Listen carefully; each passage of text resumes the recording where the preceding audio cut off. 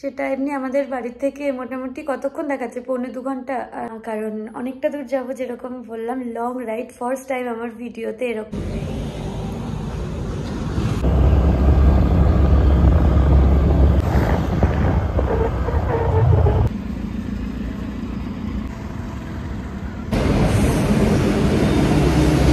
আমরা এখন আছি উলুবেড়িয়াতে, এটা কিন্তু বেগুন গাছে, দেখ এটা আসলাম বলতো 50 কিলোমিটার মতন। তাই এই যে মন্দির, আকাশটা দেখ কি অপূর্ব লাগছে। হাই, আজকে সরস্বতী পুজোর সেকেন্ড দিন, মানে 3rd ফেব্রুয়ারি, মানে অলরেডি এখন 4th ফেব্রুয়ারি হয়ে গেছে। কারণ কটা বাজে জানো এখন? 1:30 বেজে গেছে। তো খাওয়া দাওয়া এমনি কমপ্লিট। ব্যাপারটা হচ্ছে কালকে ছুটি আছে, কালকে মানে ওই 4 তারিখে ছুটি আছে, আমারও ছুটি আছে, ওরও ছুটি আছে। ইন জেনারেল তো আমাদের মিউচুয়াল ছুটি খুব কম হয়। তো খাওয়া দাওয়া কমপ্লিট করে এবার হয় না ব্যাপারটা, বসে থাকতে থাকতে কি করি মনে হয়, মানে কি করব একটা ব্যাপার হচ্ছে। তো হঠাৎ করে এক্স্যাক্টলি মানে কি করিটা মনে হয় 1:30টার সময়। এবার কি করি তো যাই বাইরে থেকে একটু ঘুরে আসি।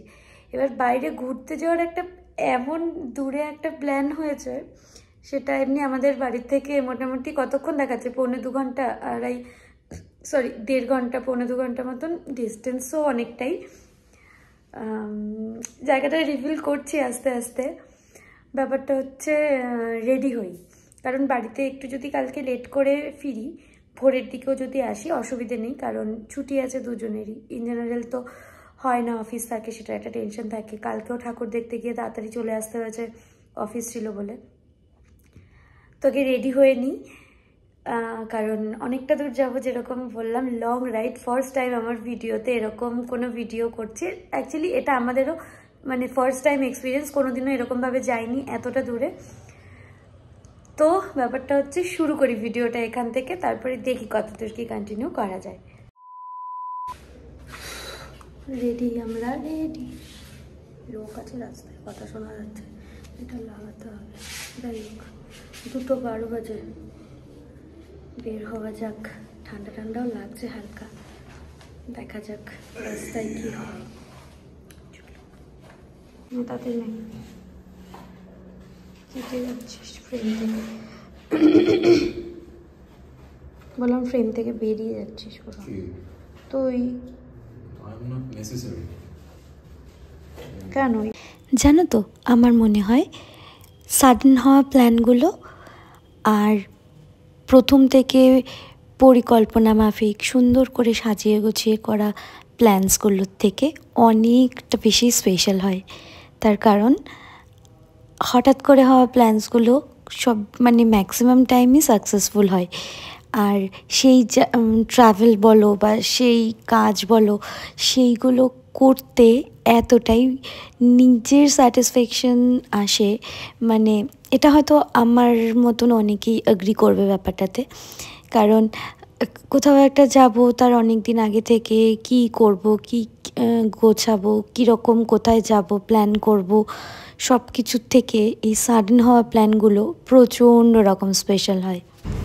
একটু চা খেলাম, এইবার আমাদের জার্নি মানে অ্যাকচুয়াল জার্নি আর কি স্টার্ট হবে এখান থেকে। ভেবেছিলাম আজকে একটা আনকাট ভিডিও করব, মানে র ফুটেজ, কিন্তু রাস্তায় গাড়ির আওয়াজে না আমার ভয়েস শোনা যাবে না, তাই জন্য দেখা যাক। চলো স্টার্ট করি জার্নি, কতটুকু যেতে পারি দেখি, কারণ ঠান্ডা ঠান্ডাও লাগছে। আচ্ছা, এতক্ষণে নিশ্চয়ই বুঝেই গেছো যে আমরা কোথায় যাওয়ার জন্য প্ল্যান করছি।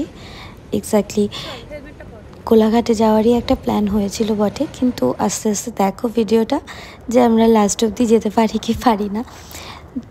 আমি ভয়েসটা তো পরে দিচ্ছি, তাই জন্য এই ব্যাপারগুলো তোমাদের সাথে শেয়ার করতে পারছি, কিন্তু যখন এই ভিডিওসগুলো শ্যুট করেছিলাম তখনও কিন্তু জানতাম না যে আমরা কোলাঘাট অবধি ফাইনালি যেতে পারবো না। কারণ বিশ্বাস করো, আমি একদম ঠান্ডা সহ্য করতে পারি না, একদম না, মানে একদমই ঠান্ডা সহ্য করতে পারি না। আর দুজনে মিলে যেহেতু অত রাতে বেরিয়েছি, আর রাস্তায় না সত্যি কথা বলতে একটা কোনো বাইকার্স বা রাইডার্স যাই বলো কাউকে দেখিনি, শুধু ছিলই বড় বড় ট্রাক আর অ্যাম্বুলেন্স আর 4 চাকা করে কেউ হয়তো কোনো কাজে যাচ্ছে বা ঘুরতে যাচ্ছে, এরকম এরকম কিছু কিছু গাড়ি দেখেছি, আর ম্যাক্সিমামই ট্রাকস। আর একটু গরম পড়লে হয়তো তাদেরকেও দেখা যাবে। আর এই যে জায়গাটা, এই জায়গাটা সত্যিই স্পেশাল। এই ব্রিজের উপর দিয়ে যখনই আমি বাড়িতে মানে বাড়িতে যখন যাই তখন তো ট্রেনও এই রাস্তা দিয়ে যায়, আর গঙ্গা নদীর ওপর দিয়ে যাওয়ার এই স্পেশাল ব্যাপারটা খুব ভালো লাগে।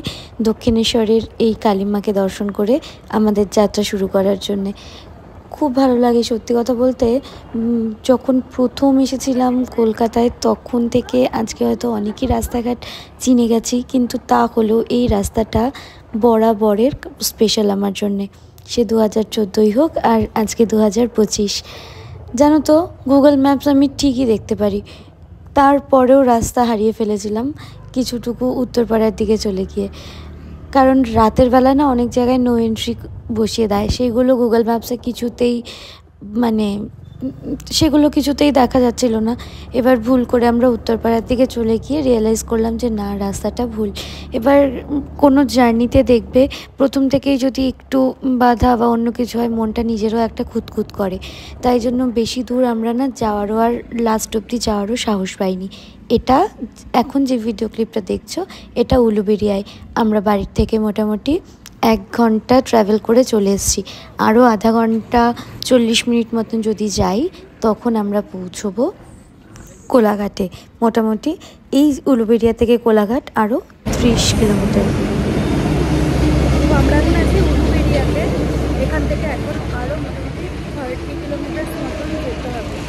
অলরেডি আমরা 50 কিলোমিটার মতন চলে এসেছি। এখানে একটা দোকান থেকে চা খেলাম, প্রচণ্ড ঠান্ডা। এখানে প্রচুর ট্রাফিকগুলো এত বাজেভাবে চলছে, তো মনে হয় না আর কন্টিনিউ করতে পারবো, আর ভালোও লাগছে না। দেখা যাক বাড়ির দিকে এবার ভাবছি যাবো যাবো। রাস্তায় এত বাজে অবস্থা না, কোনো রকম কোনো ভিডিও কিচ্ছু করতে পারিনি, কিচ্ছু না মানে কিচ্ছু। এটা কিন্তু বেগুন গাছে, দেখ এদিকে দেখ কত বড় বড় বেগুন হয়ে আছে, দেখ কি সুন্দর এই যে, কি ভালো লাগছে না, দেখতেও ভালো লাগে। ভিতরে মেয়ে ওইছে ওইছে ওইছে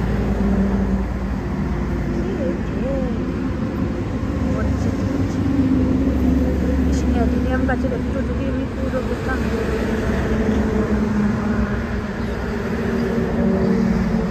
পুরো এতগুলো বেগুন চাষ করেছে এখানে, সব গাছে বেগুন হয়ে আছে, প্রত্যেকটা গাছে বেগুন হয়ে আছে। তো আসলাম বলতো 50 কিলোমিটার্স মতন, তাই না? হ্যাঁ 50 না? I am depressed. আচ্ছা বল না, 50 কিলোমিটার্স মতন আসলাম তো।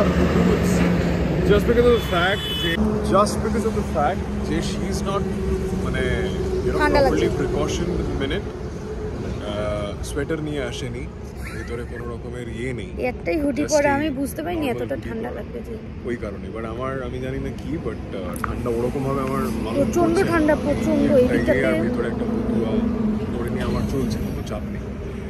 প্রবলেমটা হলো যে না, বড্ড সমস্যা, আমাকে যেতেও দিল না, ডিপ্রেসড রাইট। আবার ফিরছি। হ্যাঁ সেটাই ভালো হবে। আর 30টা মতন কিলোমিটার ছিল, আর 30